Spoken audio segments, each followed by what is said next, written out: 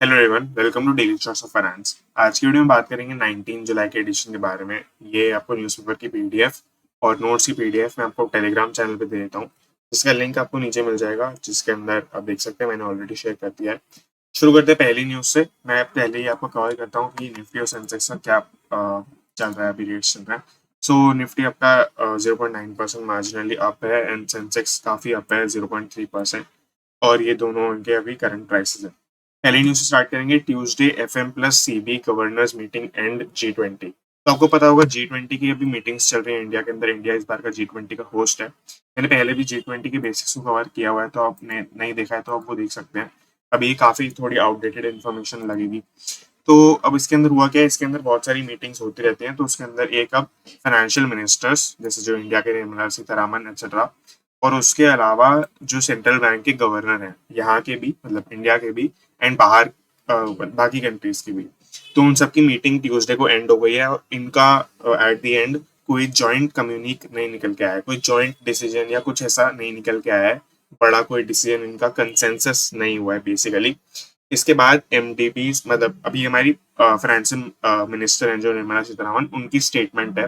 उन्होंने बोला है एमडीबी यानी मल्टीलैटरल डेवलपमेंट बैंक्स, जिसके अंदर आपका मतलब सारी बैंक्स, वर्ल्ड बैंक आ गया, आईएमएफ आ गया, इस तरीके से जो मतलब इंटरनेशनली जो डेवलपमेंट बैंक का काम करते हैं, क्रिप्टो एक्सेट्रा, इनके ऊपर क्रिप्टो मतलब क्रिप्टो का जो लॉ आने वाला है, यूनिवर्सल लॉ जिसको बोल रहे हैं ये लोग, तो इन सब चीजों के ऊपर काफी सारी प्रोग्रेस हुई है, ऐसा हमारी फाइनेंशियल मिनिस्टर ने कहा है। तो अब आप इस पर कितना ट्रस्ट कर सकते हैं पता नहीं। एक इनकी इम्पैक्ट रिपोर्ट या जॉइंट रिपोर्ट भी कुछ करके आएगा, जिसमें मिनट्स ऑफ द मीटिंग वगैरह लिखा होगा, तो वो प्रेफर करना बेटर रहेगा। Indian investing in US stocks tech rally. तो यूएस स्टॉक्स पिछले 6 महीने के अंदर बहुत ज्यादा उन्होंने रैली किया है। जब आप एआई का बोल सकते हैं, सेमीकंडक्टर का बोल सकते हैं, बहुत सारी चीजों के बेसिस पे लास्ट 6 मंथ्स के अंदर बहुत ज्यादा रैली आया है। IT heavy Nasdaq. नैस्डैक एक ऐसा वहाँ का इंडेक्स है, जैसे यहाँ का निफ्टी और सेंसेक्स है, वैसे ही वहाँ पे नैस्डैक और एस एन पी उनके मार्केट चलते हैं। डो जोन्स चलता है, डीजा। तो उनमें क्या है, अगर ये जो नैस्डैक है पर्टिकुलरली, ये बहुत ज्यादा आईटी हैवी है। आईटी मतलब टेक स्टॉक्स इसके अंदर बहुत ज्यादा हैं, जैसे Apple, Google, Nvidia, etcetera, Tesla वगैरह वगैरह। तो ये सब इसके अंदर बहुत ज्यादा है। तो अब इसमें क्या हुआ है कि इसकी वजह से 43% बढ़ा है। तो इसके अंदर अब इंडियंस इन्वेस्ट कर रहे हैं। ये न्यूज बेसिकली ये है कि इंडियंस भी यूएस स्टॉक्स के अंदर इन्वेस्ट करना चाह रहे हैं ज्यादा से ज्यादा। अब ये कैसे कर रहे हैं, तो ईटीएफ के थ्रू कर रहे हैं। मोतीलाल ओसवाल के और बहुत सारी और कंपनीज के बड़े बड़े ईटीएफ हैं इसके अंदर, एंड डायरेक्ट स्टॉक्स के अंदर भी इन्वेस्ट कर रहे हैं। कई एप्लीकेशन है ऐसी जो ये अलाउ करती है यूएस स्टॉक्स के अंदर इन्वेस्टमेंट करना। पोस्ट पैंडमिक की बहुत छोटी सी न्यूज है। Companies can to have older chief 50-60s। तो मतलब पैंडमिक के बाद जब इतना अनसर्टेनिटी है मार्केट के अंदर, तो कंपनीज चाहती हैं कि उनके ओल्डर चीफ हो। ओल्डर चीफ मतलब जो उनके टॉप एग्जीक्यूटिव पोजीशन पे है, सीईओज हैं, सीएफओज हैं, वहां पर थोड़े ओल्ड लोग हों, ताकि उनको मेच्योरिटी बेसिकली आ सके। बहुत बेसिक न्यूज है। Indians 5G smartphone user base crosses 100 million mark. तो ये मई की स्टडी है, मई की स्टडी के रिजल्ट्स अब आए हैं, और उन्होंने रिजल्ट में बताया है कि 5G स्मार्टफोन का यूजर बेस इंडिया के अंदर 100 मिलियन का मार्क क्रॉस कर चुका है, जो कि काफी सिग्निफिकेंट फिगर है। ये टोटल अगर हम स्मार्टफोन का फिगर देखें तो 14% इसमें से 5G कन्वर्ट हो गए हैं ऑलरेडी। तो ये काफी बड़ा नंबर है। इसके अलावा इसका मेन रीजन उन्होंने बताया अफोर्डेबिलिटी। इंडिया के अंदर बहुत सारा ऐसा कंपनीज का पेनिट्रेशन है, जैसे शोमाई हो गया, रेडमी हो गया, ऐसे और सारी कंपनीज जो अफोर्डेबल प्राइसेस के अंदर 5G स्मार्टफोन लेके आ गई हैं। कई सारी कंपनीज है जो 10-15 थाउजेंड की रेंज के अंदर भी 5G स्मार्टफोन लेके आ गई हैं। तो वो चीज मेन ड्राइवर बनेगी, ये जो 100 मिलियन का मार्क हमने क्रॉस किया है इसके अंदर। Faster visa approvals for Chinese tech experts. Chinese के टेक एक्सपर्ट्स के लिए एक नई वीजा के अंदर एक चेंजेस थोड़े ला रहे हैं ये लोग, कि उनका वीजा जल्दी अप्रूव करने की बेसिकली इनकी नीड है। क्योंकि इंडिया के अंदर बहुत सारी टेक कंपनीज अपना मैन्युफैक्चरिंग फैसिलिटीज खोलना चाहती हैं। जैसे आपने टाटा का सुना होगा कि टाटा अपना नया आईफोन इंडिया के अंदर ही मैन्युफैक्चर करेगा, और इस तरीके से और भी बहुत सारी कंपनीज आना चाहती हैं इंडिया के अंदर, मैन्युफैक्चरिंग फैसिलिटीज खोलना चाहती हैं। तो उसके लिए चाइना की जो उनकी सब्सिडरीज ऑलरेडी प्रेजेंट है, तो वहां से इंडिया ने काफी सारे टेक एक्सपर्ट्स को बुलाने की वो की है, कि मतलब बुलाते रहते हैं वो लोग, और उसके लिए वीजा एक ऑब्वियस सी बात है, रिक्वायरमेंट है। तो इसलिए उन्होंने गवर्नमेंट से डिमांड किया, एंड गवर्नमेंट भी इसको सपोर्ट कर रही है। तो गवर्नमेंट अब वीजा अप्रूवल्स को फास्ट करेगी फॉर चाइनीज टेक एक्सपर्ट्स।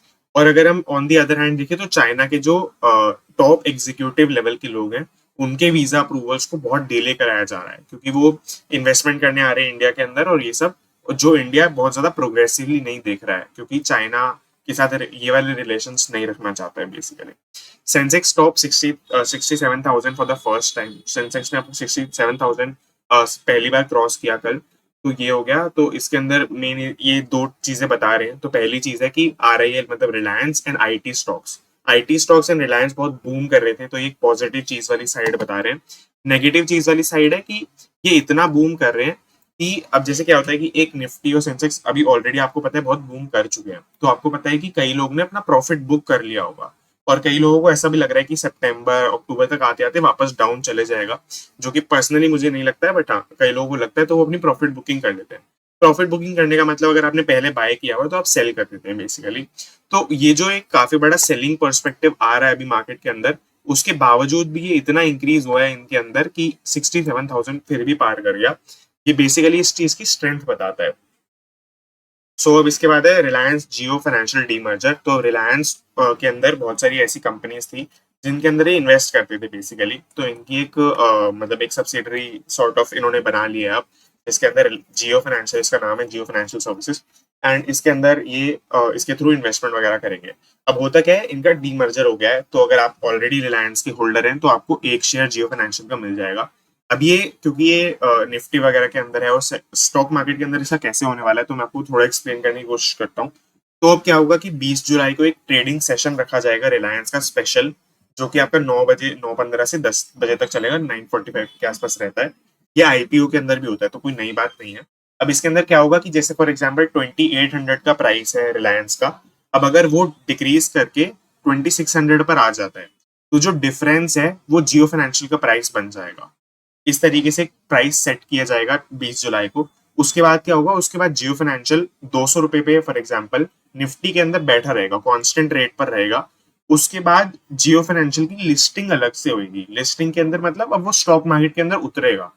तो इस तरीके से 3 प्रोसेस के अंदर ये होगा, और जब तक लिस्टिंग नहीं हो जाती तब तक निफ्टी के अंदर 51 स्टॉक्स रहेंगे, 51 स्टॉक्स रहेंगे, और बाकी निफ्टी 100, निफ्टी 200, इन सब के अंदर भी जियो फाइनेंशियल और इंक्लूड हो जाएगा, एक एक स्टॉक बढ़ जाएगा। और इस सब के चलते बेसिकली अब ये होगा कि वो कांस्टेंट प्राइस पर रहेगा जब तक वो लिस्ट नहीं होगा। इसी ट्रेंड में देखें तो HDFC और HDFC बैंक का भी अभी मर्जर हुआ था, तो अगर आपको इस पर भी डिटेल वीडियो चाहिए तो मैं दोनों के ऊपर अलग से बना भी सकता हूँ, तो आप नीचे कमेंट कर देंगे आपको चाहिए। Foreign banks exposure in banks insurance companies FRAs is not something to worry about. तो ये आज की लास्ट न्यूज होने वाली है। इसके अलावा बहुत सारी मार्केट रिलेटेड न्यूज थी आज पेपर के अंदर, तो मैंने थोड़ा सा उसको स्किप किया है क्योंकि बहुत सेम चीजें वापस वापस रिपीट हो रही थी। तो अब इसके अंदर क्या किया है, अब FRA आपको समझने की मैंने इसलिए मेन इंक्लूड किया है। FRA के अंदर होता है फॉरवर्ड रेट अग्रीमेंट। तो फॉर एग्जाम्पल आपने लोन लिया बैंक से 10% पे, बट आपको लगता है कि एक और दूसरा बैंक है जो आपको फ्लोटिंग इंटरेस्ट रेट पे आपको लोन दे सकता था। जिस फ्लोटिंग रेट का मतलब होता है कि जैसे फॉर एग्जांपल मैं आपको बोल दूं कि एक अथॉरिटी है लिबोर करके, लिबोर में अपना इंटरेस्ट रेट निकालती है रोज, तो मुझे नहीं पता वो कम होगा ज्यादा होगा, तो मैंने आपको बोला कि भाई लिबोर का जितना रेट वो निकालेंगे उसके ऊपर मैं आपको 1% चार्ज करूंगा। तो ये आपका बढ़ भी सकता है, 10% से ऊपर भी हो सकता है, 10% से नीचे भी हो सकता है।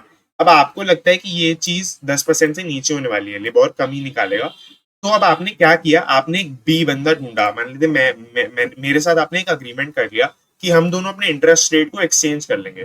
तुम मुझे जो भी मेरा अमाउंट है उसका 10% दे देना, मैं तुम्हें जो भी मेरा अमाउंट है उसका मैं तुम्हें लिबोर प्लस 1% दे दूंगा। जो भी जिसका भी बेनिफिट होगा उसका बेनिफिट हो जाएगा, क्योंकि मान लेते हैं मुझे लगता है कि लिबोर और प्लस 1% 10% से ज्यादा होगा, तो मुझे लग रहा है कि मेरा बेनिफिट हो जाएगा। बट फ्यूचर में क्या होगा किसी को नहीं पता है, बट हाँ इस तरीके से फॉरवर्ड रेट एग्रीमेंट काम करते हैं।